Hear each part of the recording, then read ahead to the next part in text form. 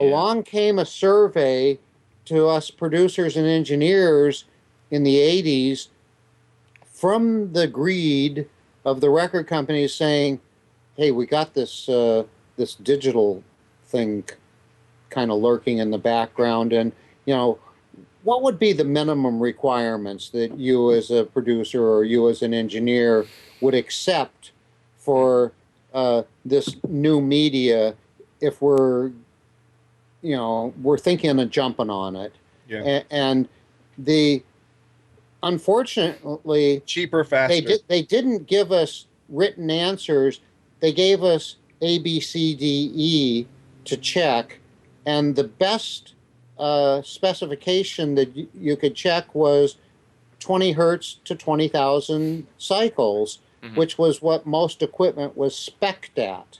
When some scientist in a lab took your hi-fi gear or your microphone or your piece of recording gear into the laboratory and with a bunch of instruments, spec'd it out as having less than, 0.1% distortion from 20 cycles to 20,000 cycles. Yeah. And that was box E, the best quality. And that's where the 44.1K sampling rate, 16-bit, came from.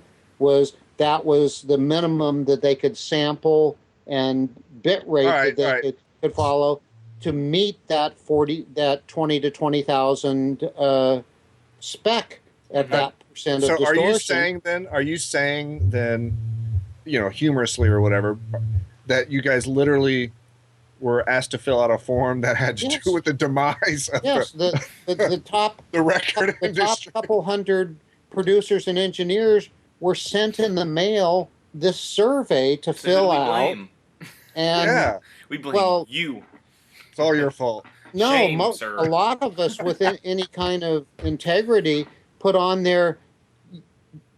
You haven't met the criteria because the human ear, although it can't on a hearing test, where they're putting a tone in your ear in the ear doctor's office, can't hear much past 20,000, but you can tell when it's missing.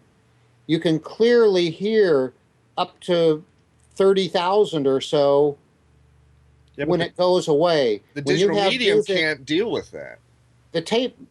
My tape machines were, you could feed tones through them up to about 35,000 cycles and get honest playback of them. Right. And when you filtered out that last 15,000 cycles, you noticed it's missing. It's like people who say, oh, there's no difference between 40-degree weather and 10-degree weather. Once it gets below 40, it's just plain cold. Bastard cold. Not true. They've never lived in a cold climate. Right. They've never lived where the difference between 0 and minus 30. I know, and we've it's talked the same about differences between 60 and 90, which is very easily discernible to anybody. And the same thing happens with music.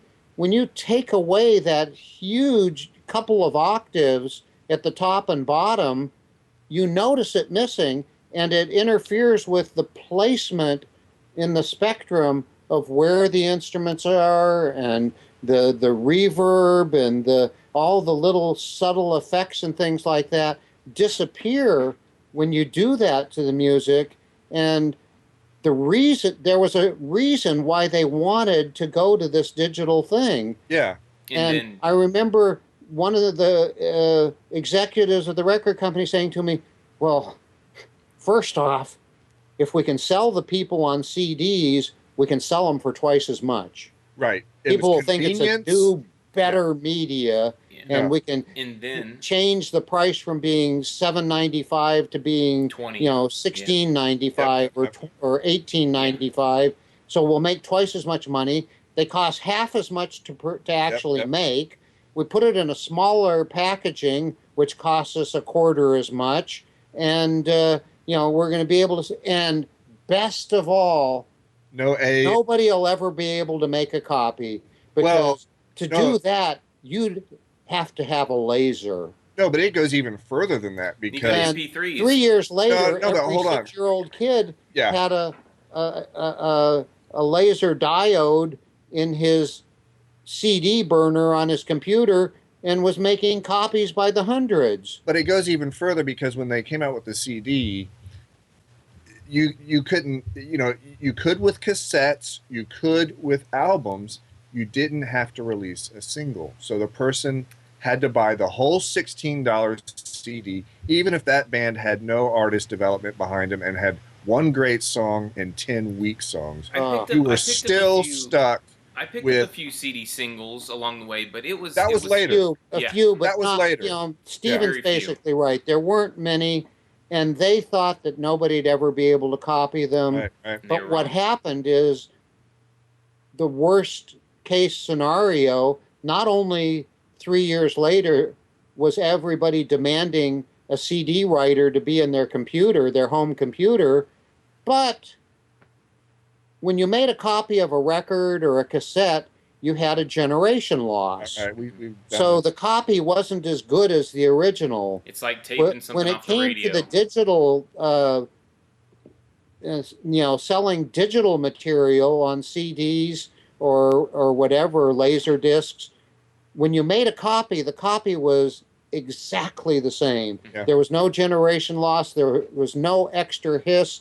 There was no loss of bandwidth or anything. What happened was you got a one-to-one exact copy, and that's what killed the record companies because you could then pirate it. Yeah. And It's piracy made it such that the only place these bands could make any money was in live performances and merchandising. Yeah. Well, to me,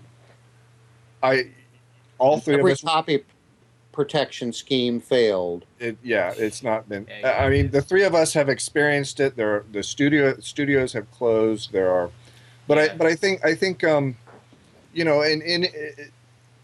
that's where I was kind of going back to concert attendance, maybe on your larger bands, your larger concerts, venues, and all that. Is that people have not stopped showing up, even though the model has changed so significantly.